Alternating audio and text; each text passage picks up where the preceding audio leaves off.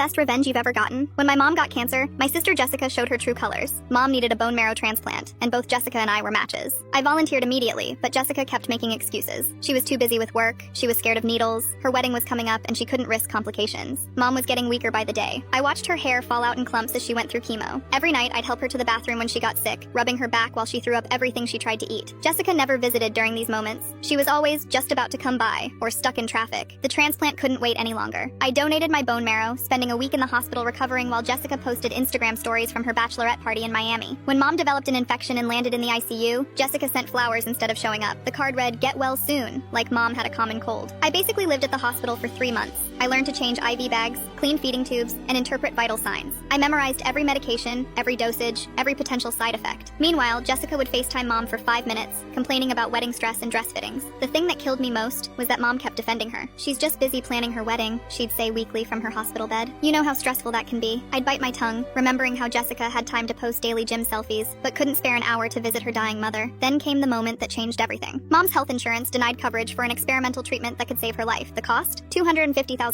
I emptied my savings account and sold my car, but it wasn't nearly enough. When I called Jessica to ask for help, she said she couldn't possibly contribute. She'd just put a deposit down on a luxury venue for her wedding. That night, I discovered something interesting while handling Mom's paperwork. Our grandfather had left a trust fund for both Jessica and me, but we couldn't access it until we turned 30, unless we needed it for medical emergencies. Jessica was 31. She'd had access to over $500,000 for a year and never said a word. I gathered all the hospital records, all the denied insurance claims, all the text messages where Jessica made excuses. Then I sent everything to our grandfather's lawyer. Turns out there was a clause in the trust that if either of us displayed gross negligence of familial duties, our share would be redistributed to the other sibling. The lawyer agreed that refusing to help pay for life-saving treatment while spending money on a luxury wedding qualified as negligence. Jessica's entire trust fund was transferred to me. I paid for Mom's treatment the next day. When Jessica found out, she showed up at the hospital for the first time in months, screaming about how I'd stolen her money. Security had to escort her out as she threatened to sue me. Mom watched the whole thing, finally seeing who Jessica really was. Mom's treatment worked. She's been in remission for 2 years now. Jessica tried contesting the trust fund decision, but the lawyer had video footage of her shopping for a $50,000 wedding dress the same day Mom coded in the ICU. Last week, Jessica sent me a letter begging for money. Her husband left her, and she's drowning in debt from the lavish wedding. I took the letter, turned it into a paper airplane, and flew it right into my shredder. Then I used some of the trust fund money to take Mom on a first-class vacation to Hawaii, something she'd always dreamed of but could never afford.